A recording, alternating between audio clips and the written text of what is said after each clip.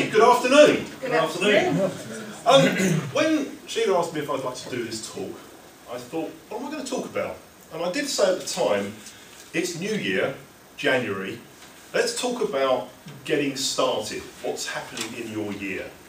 And a bit of background on how this talk came into being, or how this came into being. This time last year, Sue, my wife and myself, had just set our New Year's resolutions up.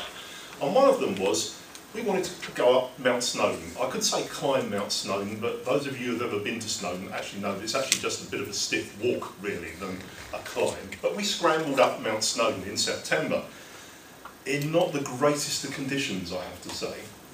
And this kind of came into fruition as I was walking up. And I said to Sue, do you know there's something in this? There's a lesson in here for businesses, how you grow businesses, how you develop your life, in this analogy with walking up a mountain. And so that's why, when Sheila said I'm looking for someone to talk, I thought I'd like to do that because it will force me to do something with that idea I had. So, advice on climbing mountains. So I suppose the first question is, you know, people will say because it's there, but why would you want to climb a mountain? Oh, quite often to get a better view. Get a better view from up high, don't you? That's why people like to go up to the top of buildings and have a look over the top, get a good vantage point off of a cliff. A mountain just gives you a better view. You can see for miles and miles up the top of a big mountain, countries and countries. In fact, you can see Ireland from the top of Snowdon. You know, so you can see a long way off the top of there. Getting away from the dull. It can be really murky down the bottom. It can be beautiful sunshine up at the top. And for some people, you know, say it's all so miserable, it's all so miserable. You see people walking around with that real heavy weight on their shoulders sometimes. And I quite often say to people, you've only got to go a mile up, maximum, and you'll be in sunshine. You know, what about airline pilots? What a great life they have. They spend most of their time in the sunshine, don't they? It's either night time or the sun's out. Not a bad way to spend your time. You may want to climb it just to get a feeling of feeling good, and being refreshed. You know, the wind in your face, and there's plenty of that if you go up a mountain. Has anybody climbed a mountain, by the way? Have I got any mountaineers in the room? Or people have walked up Snowdon, which is kind of the same thing, but not quite. Okay. It's a great feeling, being out there in the fresh air, isn't it, and taking all that in. So maybe it's just a sense of achievement. For me, that was part of the reason we set that as a goal last year. Because this time last year, I was 6 weeks post-op from 7.5 hours of work on my heart, which I had done in December 2010. And so for me, it was, will the heart be working well enough to be able to walk up Snowdon? You know, how's it going to be? Well, fortunately it is, and I'm still talking about it, so it's all good. But for me, that was one of the big reasons for doing stuff like that. This year, a triathlon, apparently. So for the challenge was definitely part of what I was doing it for. So what will you need to make the climb? If you're going to climb a mountain, has anybody thought of doing this? Is this starting to become a good idea for you? There's a fabulous cafe, by the way, down the bottom of Snowdon called Pete's Eats, which will really set you up for the climb. If you're going to climb a mountain, you need a reason for doing it. Because it's not something you normally do, is it? Not something you normally get involved with. So there has to be a reason. And you really need, physically and mentally, to prepare yourself for it. Now, because there is some effort involved. Even if you're just walking up Snowdon, it's 2.5, I think we took 2 3/4 hours to get up, about 1 hour and 3/4 to get down. So there's a fair amount of physical exertion, and there was some scrambling involved in it. You know, so it wasn't just a straight walk up a path. So mentally you've got to be ready for that, and physically you do need some base level to work with. Appropriate clothing and equipment. I was chatting to Simon over lunch before we came in, and he said he was climbing Snowdon or walking up Snowdon, scrambling up Snowdon, and there were people in flip-flops. Not a great idea. So you do need appropriate clothing and equipment. It's worth doing a bit of research on stuff like that, so you know what you've got with you. And I made some errors, I have to tell you, as we were doing this. And I'll tell you some of the errors I made as we go through. Stout boots, I think you'd be daft to do it in anything else. You know, just something that's going to give you some ankle protection, because you will, as I did, turn an ankle over at one point, but because the boots were good enough, it didn't go all the way over, it was just a bit of a sting, and I walked it off. If I'd been wearing trainers even, that would have been a major, major error. You do need food and water, but the right amount. And you need waterproofs. And you need waterproof trousers. You get a feeling for some of the stuff I didn't do. We carried way too much food and water with us. Way too much. And I carried it in a rucksack on my back. It caused me a lot of problems. When I'm scrambling, I had a lot of weight in the small of my back. It was pushing my back in. It was causing my sciatic nerve to get trapped. I was in a lot of discomfort at certain points of the scramble up snow. And I was fine coming down, but going up, I was in a lot of pain. And it was because I was carrying too much stuff in my rucksack. You know, it's just a hobbyist rucksack. It wasn't a proper climber's rucksack. It caused me a lot of pain. It's worth thinking about stuff like that. And we didn't go up with waterproofs, despite the fact it was a foul day. We thought, oh, it will be okay. It wasn't that great in places. So, mountaineering, interesting thing. Going up mountains, interesting thing. But we all have mountains of our own to face. And the question I have for you, as we move into 2012, what are your personal mountains? What are the things that you think or view as being mountains in your business? Karen said during her introduction she's doubled her business last year, she'd like to double it again this year. That's not a small undertaking, is it? What are your business mountains this year? You need to try and face up to try and get your business to be where you'd really like it to be in 12 months' time. Not an okay result, but what would be a really good result for your business? Does anybody know that, by the way? Has anybody actually done that work? Quick show of hands, who's got a business plan that's tied in with what I'm going to do this next 12 months? Not as many as I thought. Not as many. So how do you know whether you've actually achieved anything or not? Will it just be a kind of gut feel, or you've got something to measure it by? Because I think that's really important. Personal goals and objectives. Where would you like to be 12 months from now? What would you like to be doing? Is there a lifestyle shift you'd like to make? Are there certain things you'd like to do? Are there places you'd like to go? Things you'd like to do as a way of personal development? Have you even thought about it? Has anybody set up personal goals for the next 12 months? A couple of people umming and ahhing about it. A couple of people actually have. That's actually ratio-wise about right. About 2% of the population actively set goals for themselves for the next 12 months. Most people just hope it's going to be okay. Most people spend more time planning their annual holiday than they do the rest of their lives. And more effort goes into planning your holiday, and then they wonder what happened. And what about your health? How are you doing with that? Are you happy with it? If not, what are you going to do about it? I was at a party on Saturday night, just gone, and I was in the kitchen, because that's where parties happen, isn't it? I was in the kitchen. And there's a chap I kind of know, he'd just been to the doctor, and the doctor had read him the right act about cholesterol level, blood pressure, and the doctor had got out a chart which had apparently happy faces and grim faces on it. And he had 10% grim faces on his little chart, because he said, you have got a 10% chance of having a heart attack or a major coronary incident unless you do something about it. And he kind of laughed about it and said, yeah, but I'll be all right, won't I? Well, having had a heart attack, it's not something I'd recommend, and it's not something I'd want to risk, now knowing what I know. But that's easy for me to say because I've been there. He was standing there thinking, well, it won't happen to me. He was living his life as an immortal. And a lot of people live their lives as immortals. We always make it, well, seize the day, carpe diem, we must do this. But how many people actively do something about it? You know, just live on. There's always tomorrow, there's always next week, there's always the year afterwards. We'll be here, we'll set this up and we'll do it sometime soon. But people don't set themselves goals and objectives because they view themselves as being immortal. But you're not. It could be like that. Right now, I'm hoping it's not, by the way. I'm first aid trained, but I don't really want to have to practice it right now. But, so, what about your health? Because actually, if you think about it, that influences both of these. If you don't look after this thing, actually all the stuff you're thinking about doing here could just fall into disrepair. You may not be able to do it.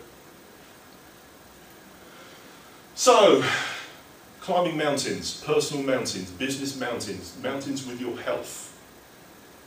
What's the challenges? What's going to stop you? What's potentially going to get in the way? Well, your fitness first and foremost is what's going to influence your ability to do things. Your beliefs. Is it even possible? Do I think I can do it? Henry Ford, oft quoted, whether you think you can or whether you think you can't, you're probably right.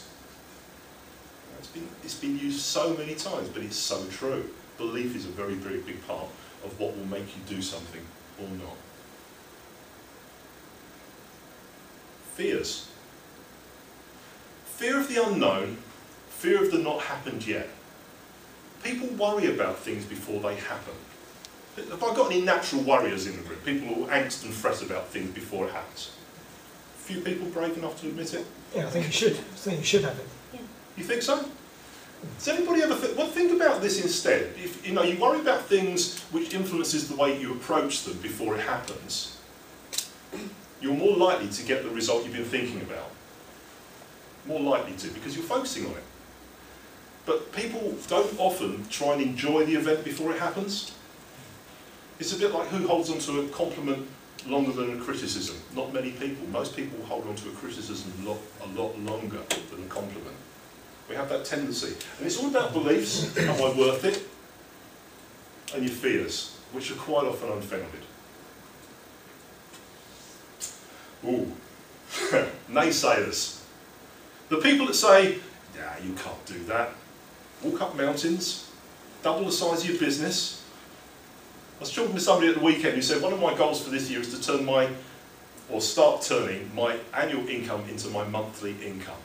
That's a big goal. Possible to do? Yeah, absolutely. I've seen people do it.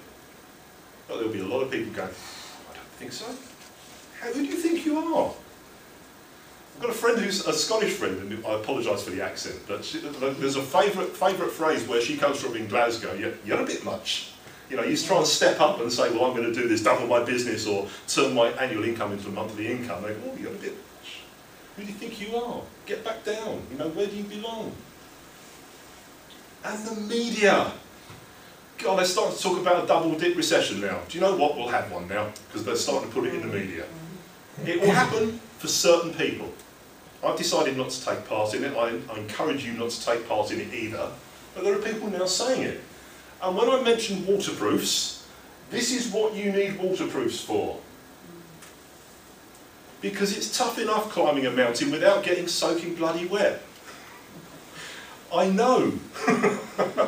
Because about 15 minutes, we got very, very wet going up Snowdon, very wet. I had a waterproof top but no waterproof trousers on, so I was very, very wet.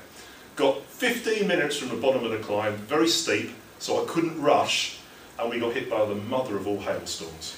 I thought we were going to get back to the car dry. We didn't. Oh well. So there's a lesson for me, waterproofs. But in life and in business, that's what you need waterproofs for. You need to waterproof yourself, so that when you're having a tough time, these people don't get to you as well. So, actions. How can you help yourself? The first and foremost thing I suggest you do, if you've not done it, and you may need to spend some time on this, is to develop what I would call is your why. Why do you want to climb that particular mountain? What's it going to do for you? How's it going to help you? Because if you haven't got a reason and a really deeply felt emotional connection with what you're trying to do, how much action do you think you'll take really? None. You just won't do it, because there's no real deep felt reason for doing it. And the brain is a very interesting thing, and it spreads through the body. You've actually got 3 major lumps of brain cell. You've got obviously a big one between your ears. You've got a cluster of about 50,000–60,000 brain cells sits right on top of your heart. And you've got another lump here in the solar plexus. And lots of little bits dotted around the body too. But when you feel something emotionally, do you feel it here or do you feel it here? You always feel it here. That's because this is your heart brain and it's going, that was a good event or was a bad event. But you'll feel it right in the middle of your chest, won't you? You also get that gut feel. Who's heard that phrase, gut feel? That's this one kicking in. So you do have more than one controlling area which will influence the way you think and feel. Develop your why. Make a connection. Break down your 168. This is really important if you're going to move yourself forwards and get yourself to the mountain to start climbing it. Your 168 represents, what do you think? Has anybody ever done the maths on this? Do you know what 168 represents? No. It is the hours in the week. That is your total allocation each week of your life. You get 2 short weeks, the one you're born and the other one.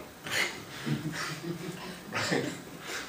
You are going to get a short week. I'm really sorry. If I'm the first person to tell you that, it is going to happen to you at some point. You're going to go halfway through the week and you go, oh, that's it then. Well, hopefully you'll go, that's it then. Was it John de Maiseret was quoted on his deathbed as saying, it's all been rather splendid, really.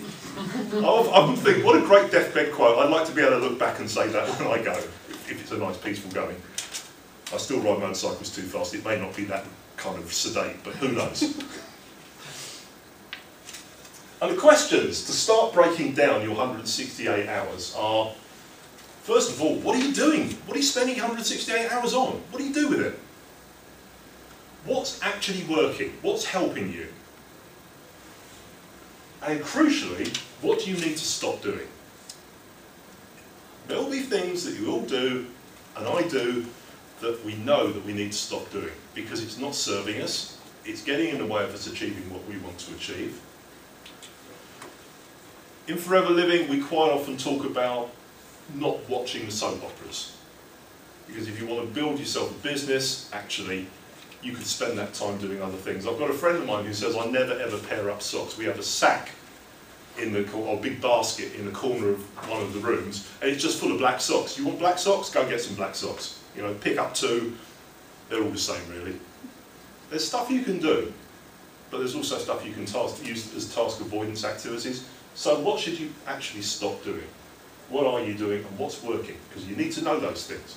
Spend some time, piece of paper, and write it down and be honest with yourself. You're only fooling yourself if you fudge that.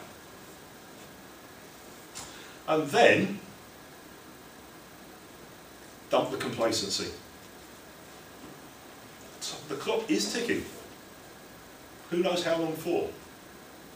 I read a book a few years ago and then reread it last year. And I've forgotten the author's name, it's just slipped my mind. It's called What's Your Sell-By Date? What's Your Expiry Date? It's called What's Your Expiry Date? Check it on Amazon. Very, very, very, very good book. Written by a guy with a congenital heart condition who was told, to cut a very long story short, he was going to die by the time he was 30. And that phrase I used, people live as immortals, he said that changed my mindset completely. He's still alive, he didn't die at 30. But he thought, if I'm facing every day as it could be the last one, it changed the way I approach things. Because I then had a date that I was aiming for. And he actually had a tattoo done on top of his arm of a barcode of his 30th birthday. Because every time he got up in the morning, he saw it in the mirror. And he used to go, what are you doing today?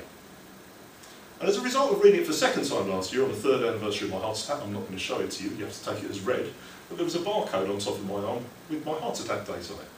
Because every time I get up in the morning, I go into the mirror to have a shave, I can see it. And it just makes me think, what am I going to do today? So get rid of complacency. Create a not-do list. Who's got to-do lists? Create a not-do list. You may add things like cruising, eBay. I'm picking personal stuff here. You may want to, or I don't do soap operas, so you may want to put soap operas in there. So there's one I don't do. Facebook, there's a major time thief if you allow it to be so. Social media can be very, very useful, but it can be a real draw. You know, be careful. Create a not-do list and stick it somewhere so you can see it, so you'll remind yourself when you're tempted to walk into that area. Choose who you spend your time with carefully. We all create, without knowing it, virtual teams of assistants around us. And some of them are great and they lift you up, and some of them bring you down. Lots of research has been done around this, but it's widely accepted that you will become worth the sum of the 5 people you spend most time with. So are the people you're spending time with lifting you up or not?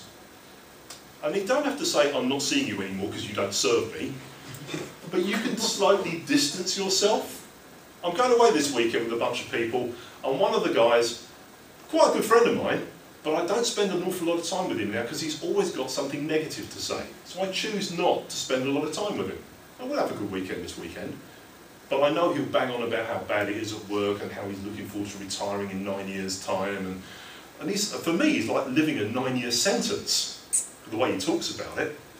So I will choose not to spend a lot of time with him.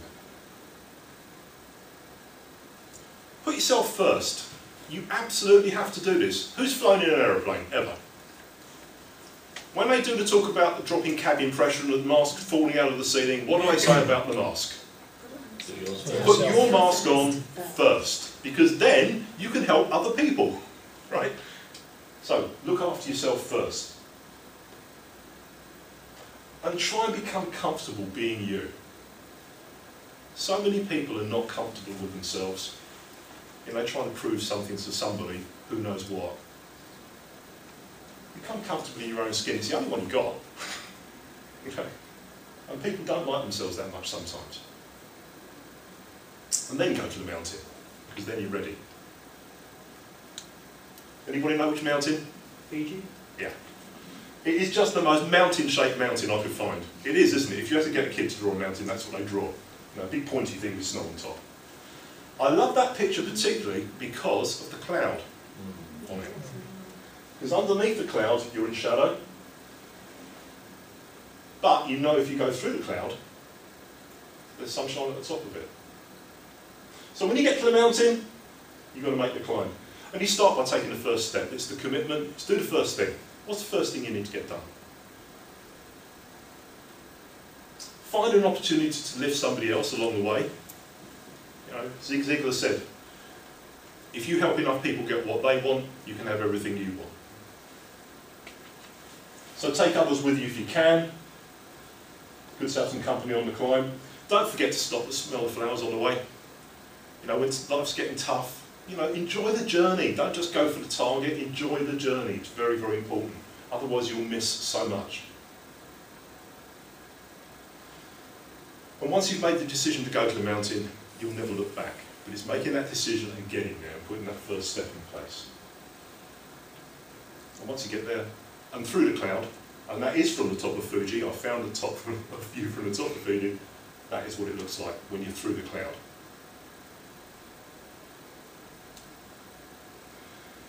It's not always easy, is it?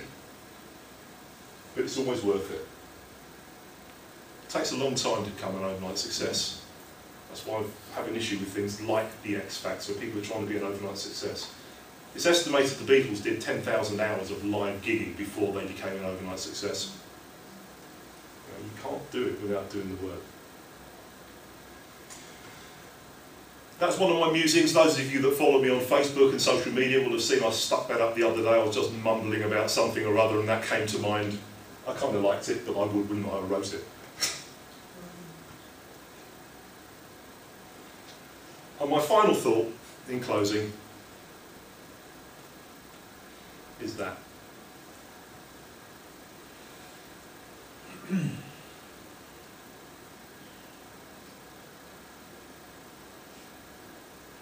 Clock's ticking. It's up to you. Thanks very much for your time.